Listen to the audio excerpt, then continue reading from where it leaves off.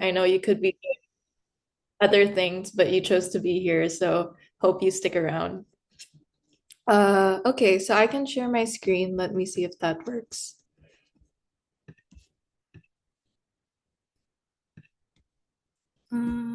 Okay, just let me know if there are any issues, but I think we're good to go. Okay, but yeah, thank you for the introduction. Um, I guess again, just to give another brief introduction, yes, I'm Bianca, and I'm a senior majoring in social research and public policy, which is basically trying to use research and evidence and trying to make better policies based on that, because you know how policies can tend to be kind of drawn from everywhere. But this program, it seeks to really draw from data and create better policies from that.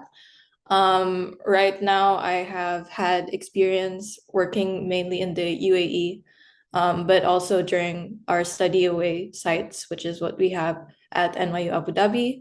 And yeah, I guess I didn't really consider the UAE as a primary spot for doing my undergraduate education, but I ended up there anyway. So hopefully this will give you a good and realistic idea of what university is like here, and maybe even make you consider coming, which is great. So yeah, we'll see. Okay, yeah. So just to give, I guess, a bit of an overview of what I'm going to be speaking about, I'm gonna be talking more broadly about the UAE experience. So what is it like? It is indeed very hot. That isn't wrong. We are in the desert after all. And then I will be zooming in more on the UAE student experience, and then from there, going deeper into the NYU Abu Dhabi experience if time allows for it. So yeah. Yeah, so I guess the question is, how did I end up here? The truth is, I don't know as well. I wasn't really considering the UAE. I was mainly applying to US universities. But I ended up applying, and I'm going to go into my trajectory, how I ended up here, and why I chose to come here out of all the other places. Yeah, so I guess it started during the pandemic because we were in lockdown, we had lots of time. Um, I had time to look into the possibility of studying abroad. It wasn't really seen as a feasible possibility. It was kind of expected that I would end up going to the university in the Philippines that my parents and my siblings went to. So time allowed me to look into that actual route. And I came across an organization that also helped college students apply to universities abroad. And I had a college application mentor who knew that I was looking into liberal arts colleges, that I wanted a different university experience, and that I also needed financial aid. And he suggested NYU Abu Dhabi because he knew he had a friend who was going there, and so I applied. I got in. That was the application process. Filled out the Common App. We didn't have to submit an SAT test score then because the colleges sort of waived it because it was the pandemic and test centers were closing. And then yeah, so I got in, got a very generous financial aid package that covered everything from my flights home every semester to housing to food, basically everything. And yeah, and it also came with a stipend, which was more than what I needed. And of course, that even with that, I still had to convince my parents to send me to the Middle East because none of us knew anything about the Middle East, much less the UAE. So that took a bit of convincing. They said yes, they felt at peace with that decision, and then packed my bags, came to the UAE around, I'd say August 2021. Yeah, so that was the trajectory. So why did I choose the UAE even though I was applying to schools elsewhere? I guess the main reason was mainly because of NYU Abu Dhabi. I really wanted to go knowing that it was such a diverse university and it also offered a very generous financial aid package. But along with that, the UAE is very diverse. people from all over the world come here. And so if you are looking into leaning into that for your college experience, you don't want to be the only person of color in the room, then I'd say that the UAE is a great place to be. Third is also safety. The UAE is so safe. I have never felt safer in any other city, specifically in Abu Dhabi, is where I am now. Yeah, I have no concerns walking home alone at night, and I just felt like it was a good place to be for university and not having to worry about that concern of safety. Next, it also offered different career advancement opportunities. The government seemed to be very enthusiastic in supporting students and bringing in talent. So I knew that I would be supported here with pursuing a career in policy specifically. Next, this is something I discovered later on. It wasn't really something I was aware of going into it, but the UAE tends, or the people in the UAE tend to form very close-knit communities because everyone is an expat, everyone is away from their family. So people just naturally end up forming communities among themselves, meeting each other's needs where family would have typically been there to do that. Yeah, and NYU Abu Dhabi is why I came here mainly, but I am considering staying, of course, for these many other reasons. Okay, and what has it been like living in the UAE? And I guess like just because I know that the UAE isn't, or many people aren't really familiar with what it is like living in the UAE. Your idea of the UAE, you might think of things like, oh, it's in the desert, there are camels.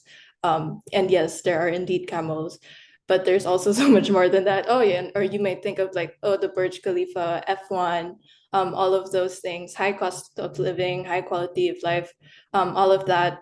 And there is some truth to that. Yeah, people do come to the UAE for those things, but I think it's so much more, and I hope to illuminate that aspect of the UAE. Yeah, so what is it really like? First, going into the culture, it is very diverse. As I said, the number of expats outnumber the number of locals. So there are literally people from all around the world coming, and that, as you expect, would make a very interesting community to be in. Of course, Arabic is the official language, but English is the default, and that's because it is expat saturated. So people tend to just revert to English, and not knowing Arabic will be an issue. I don't know any Arabic, but I'm fine. I got around. So don't make that be a deterrent in you not considering to come to the UAE. In terms of religion, it is predominantly Muslim, but it is, I'd say, generally tolerant of other beliefs. And I say that as a Christian and being able to find a church community. So don't feel like just because you do not fall into a certain category, you will not find a community here. In terms of climate, we do have two seasons. We have summer and winter, but don't be fooled by those names. I think summer is just very hot and winter is just less hot. It can get a bit windy, chilly at night during the winters, but it is still quite warm, which I think you get used to the longer you live here. But yeah, that's something you should expect. You should expect the humidity, the heat, which is not an issue if you will be indoors for most of it. And most places in the UAE are very heavily air conned. So if you are fine with just walking from building to building for a few seconds, then you should be fine. And also, there are things to do. There's a very diverse food scene, as diverse as its population, because there are people from all around the world. You won't have trouble finding food from certain regions, especially Filipino food. There are so many Filipinos, and so they bring their cuisine with them. There's a Jollibee, there's Chowking, Inasal, Razons, all of that. So don't worry about that if you are considering the UAE. You will be fed well. And also, some people like to visit museums and exhibits over the weekend. We have the Louvre in Abu Dhabi. There are a bunch of museums that are coming up in the coming years because in the UAE, people are constantly building and changing the landscape. So we're having a Guggenheim and a bunch of exhibits coming up in the coming years. You can also attend live performances and other events. You might have seen how different artists are coming here. Um, yeah, for example, it's not really a performance, but the U.S. Olympic basketball team visited our campus actually. They trained for a bit on our campus, but they had a game. Um, Here, there was also a few performances during F1. Maroon 5, I think, is performing. So all that to say, there are stuff to do, and you just need to take advantage of that. But of course, there is the practical side of things. There are some things that you should consider. The UAE is not a perfect city. Even though it does look very utopian, it does have its cons. So I think one of it would be getting around because the UAE is a very car-centric country, and so it can have a very not undeveloped public transport system, I'd say. Even though there are buses, they don't cover all the routes. So people usually get around with taxi, which can end up being pretty costly. There is also the cost of living, even though there are low budget to high budget options.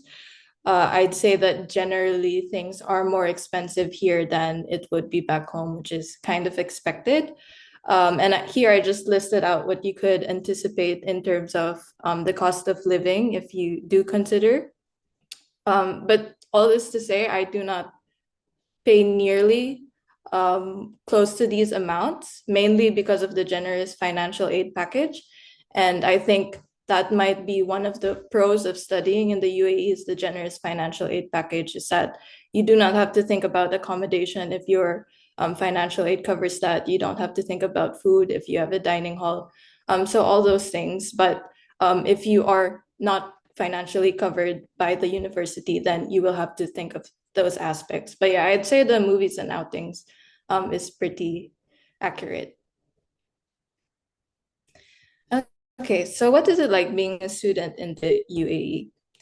I'd say that this is from my own experience. It's a very global experience. I know I keep reiterating this and I keep saying the word diversity again and again, but it is really diverse and it is one of the best things about choosing to study in the UAE.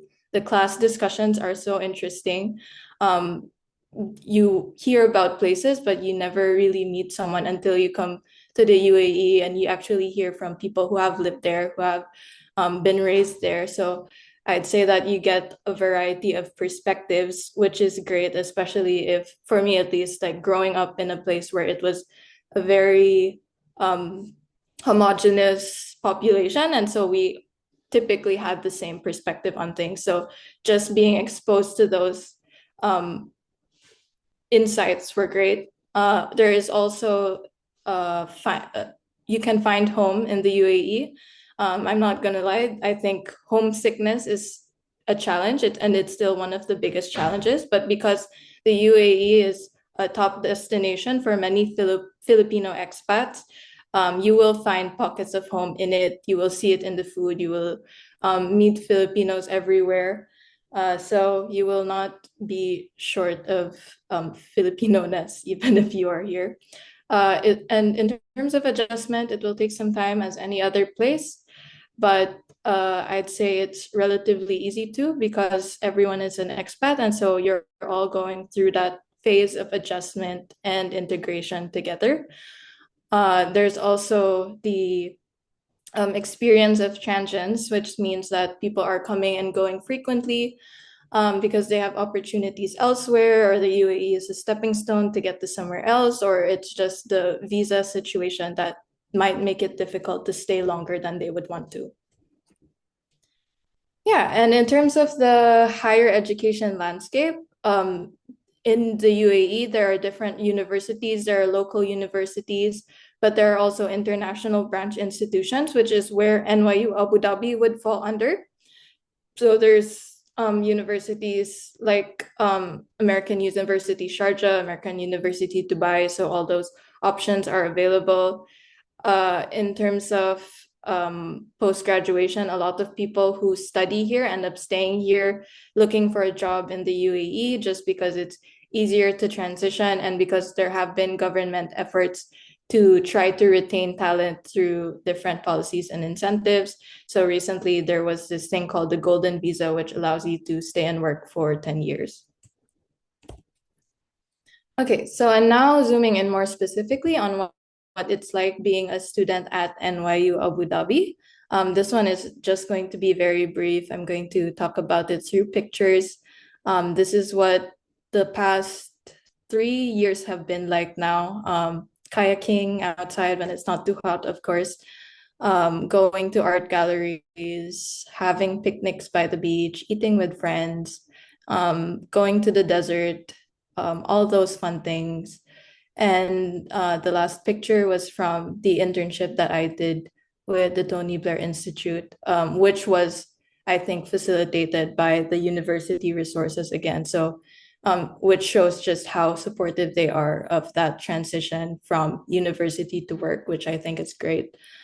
And yeah, in terms of NYU Abu Dhabi, I could talk more about that, but I just wanted to give a larger overview on the UAE experience. But as for NYU Abu Dhabi, it's been great. I highly recommend anyone to apply if you are considering. It's a good place to be if you want to expose yourself to difference and stretch yourself in areas that you haven't been stretched before. But it will challenge your thinking and it will also make you a better person. So, yeah, highly recommend. And I think we can move on to the questions if there are any. But yeah, but if not, I can keep talking about how much I love NYU Abu Dhabi because I really do, and it's one more year. So yeah.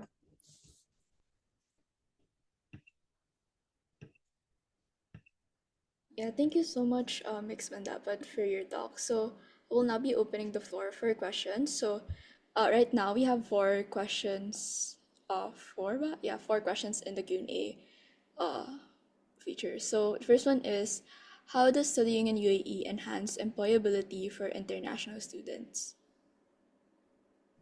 Yeah, that's a good question. I think that has been a lot a big reason why people end up coming to the UAE is because of the job prospects, because it is a new country.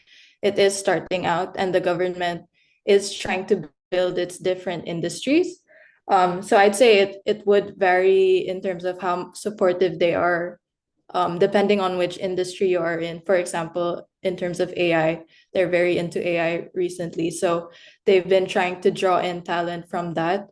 But in terms of supporting that transition, I'd say it would vary by university. There are career development centers for NYU Abu Dhabi, at least. They would hold career fairs. They would have office visits. They would bring employers over for talks, just to make sure that you are ready for that transition. I'd say one of the biggest issues, though, with transitioning from university to work continues to be the issue of visas, which I think is something that the government is working on. They recently have something called the Golden Visa, and if you graduate from NYU Abu Dhabi or any of the top universities, you will be able to apply for that and stay longer in the UAE and leave more freely. So I think in terms of that support, it is possible. They do have different internship associate programs that help you get into positions without needing a master's degree. So that's super helpful. But yeah, I don't know if that answers the question. Thank you for your response. Once again, guys, if you have questions, feel free to send them in the Q&A feature, and then we'll answer them live. For your next question, what do you do in your free time knowing transpo in Abu Dhabi is hard? Yeah, it really is. That's like the one of the pressure points that I have. But what do I do on my free time? On my free time, I we usually just go out with friends when we can. We really like the food scene because especially downtown where it's cheap and it's um, very diverse. So we usually go out and eat. On my free time, uh, we also go to the different exhibits and museums. There's also a bunch of free things to do. Like they have free show screenings, so that's another option. I also just study on my free time, which is a bit sad, but what can you do when it's hard to leave campus? But yeah, I study, meet friends outside, go to the mall, go to church as well. And yeah, I also play badminton. So there's a big sports scene in the UAE as well. So different um, groups form around that. So there's a badminton club, there's a swimming club, and all those other interest groups that you could join. And in university, we also have what you would call like student interest groups, and people also have events, so we go to those when they are available. Yeah, but I'd say yeah, mostly just spending time with friends, enjoying the people, and when it's the weather gets nice, we do enjoy the nice outdoors. We go to the mangroves. Yeah. Okay, thank you. Next question is what sets NYU Abu Dhabi apart from other NYU campuses? Yeah, I think that, yeah, that's a great question because for those who aren't aware, NYU has three degree granting campuses. So there's the NYU in New York, which is the main campus. There's NYU Shanghai, and then there's NYU Abu Dhabi. And within the NYU um, degree granting campuses, people can study away at different sites. So I guess that's a good thing is that if even though you are an NYU Abu Dhabi student, you have the option to like study in NYU Madrid or NYU Buenos Aires and that kind of thing. So yeah, they're very well connected, I'd say. And if you are looking into having that very global university experience, and NYU is a good choice, whichever NYU you end up going to. But NYU Abu Dhabi specifically, I think the one thing that really sets it apart is the financial aid. None of the campuses support students in the same way that NYU Abu Dhabi does. NYU New York does not have as generous of a financial aid package, and the same with NYU Shanghai, though they probably do have more generous scholarships. I think to the degree that NYU Abu Dhabi supports students in terms of like flights home every at the end of every semester, housing, food, all of that.